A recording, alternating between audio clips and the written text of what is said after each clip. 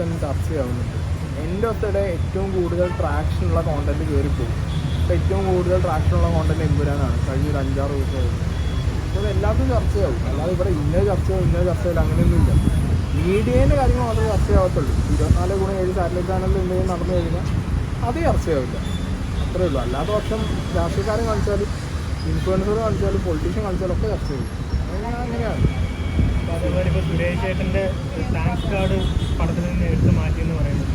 അപ്പോൾ അതിനോടൊക്കെ ഉള്ളൊരു അങ്ങേര് എത്ര സിനിമയിൽ എന്തൊക്കെ റോളുകൾ ചെയ്തിട്ടുണ്ട്. അങ്ങനെ പഴയ സിനിമകളൊക്കെ എടുത്തുകൊണ്ട് ഇതിന് വലിയ വിമർശനങ്ങളുള്ള പൊളിറ്റിക്കൽ സാധനങ്ങൾ അങ്ങേര് ചെയ്തു വെച്ചിട്ടുണ്ട്.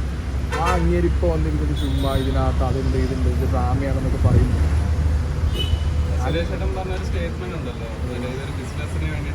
അല്ല പിന്നെ അങ്ങേര് ചെയ്ത സിനിമകളുടെ ക്ലാരിറ്റിയാണോ? ചുമ്മാ അത് അങ്ങേര് ഞാൻ പറഞ്ഞല്ലോ, അങ്ങേർക്ക് ആ തൃശ്ശൂർ കിട്ടിയതിന് ശേഷം അങ്ങേര് കിളി പറയുന്നു തോന്നുന്നു. അത് ലിറ്ററലി എനിക്കത് തോന്നുന്നു സത്യം. കാരണം അങ്ങേര് കാണിക്കുന്ന രാഷ്ട്രീയ നാടകങ്ങളെക്കാൾ നല്ലതാണ് ഈ സിനിമാക്കാർ കാണിക്കുന്ന പരിപാടികൾ. പെരുന്നാളായ അങ്ങേര് പള്ളിയിൽ കയറിപ്പോവും. ഇത് വോട്ട് കിട്ടാൻ വേണ്ടിയിട്ട് ആദ്യം ക്രിസ്ത്യൻ പള്ളിയിൽ പോയി. അങ്ങേരെ പറ്റിച്ചാൽ തോന്നുന്നുണ്ടോ? പൃഥ്വിരാജും മറ്റേ ഇവരെല്ലാവരും കൂടിയിട്ട് ഇത് കഥ കേൾപ്പിക്കാൻ തന്ന സമയത്ത് എമ്പുരാൻ എന്ന് പറഞ്ഞാൽ അങ്ങേര് തമ്പുരാൻ കേട്ടിട്ടുണ്ടായി. അങ്ങേർക്ക് ആ മൂടാണല്ലോ ഇഷ്ടം, തമ്പുരാൻ മൂട്.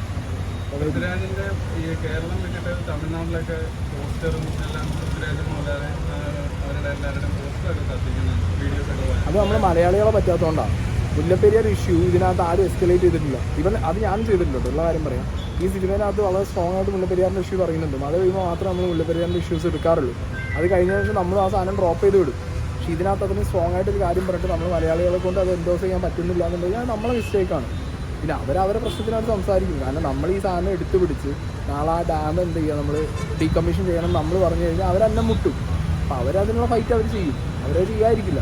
നമ്മൾ മലയാളികൾക്ക് ഈ പറഞ്ഞ പോലെ എന്താ, നമുക്ക് നമ്മളെ നിലനിൽപ്പ് നമുക്കില്ലല്ലോ. നമുക്ക് അപ്പുറത്തുള്ള നന്നാവരുതെന്നാണ്. ഈ മലയാളിയാണെങ്കിൽ അപ്പുറത്തുള്ള നന്നാവരുതെന്നുള്ള മൂഡിലാണെന്നുണ്ടെങ്കിൽ ഇതിനെന്ത് ചെയ്യാൻ? ഞാൻ ഈ പ്രശ്നം ആരും ഡിസ്കസ് ചെയ്യാത്തതെന്ന് വിചാരിച്ചു. ആ സിനിമയ്ക്കകത്ത് ഏറ്റവും സ്ട്രോങ് ആയിട്ട് പറയുന്ന ഈ കാര്യമാണ്. അത് എന്തോ ചെയ്തിട്ടില്ല. അതേപോലെ ഇപ്പം ഈ രാജമൗലിയുടെ പോസ്റ്റിലടക്കം ഒരുപാട് ആൾക്കാർ വന്ന് കമൻറ്റ് ചെയ്യുന്നത് പൃഥ്വിരാജ് ഒരു വർഗീയവാദിയാണ്, അത് അയാളെ സിനിമയിൽ നിന്നൊക്കെ ഒഴിവാക്കണം എന്നുള്ള രീതിയാണ്. ഈ പൃഥ്വിരാജിനെതിരെ ഇത്രത്തോളം ആളുകൾ എന്തുകൊണ്ടായിരിക്കും ഇങ്ങനെ ടാർഗറ്റ് ചെയ്ത് പറയുന്നത്? ഇല്ല, അത് ഈ സംഘപരിവാറിന് ഞാൻ പറഞ്ഞില്ല, ഏറ്റവും കൂടുതൽ IT ഒരു ബാക്കപ്പ് ഉള്ളത് അവർക്കാണ്. സംഘപരിവാറിനുള്ള അത്ര ഒരു IT ബാക്കപ്പ് ഇവിടെ ആർക്കും ഇല്ല. ഞാൻ പറഞ്ഞ പോലെ ഒരു 1.5 കൊല്ലം മുന്നേ വരെ ഉണ്ടായിരുന്ന വെറുതെ ഒരു പാറ്റേണിലല്ല ഇപ്പോൾ കാര്യങ്ങൾ പോകുന്നു. അപ്പോൾ അവർ കുറച്ചുകൂടി അഗ്രസീവാണ്. അവർ ഭയങ്കര പ്രൊവോക്കിംഗ് ആണ്.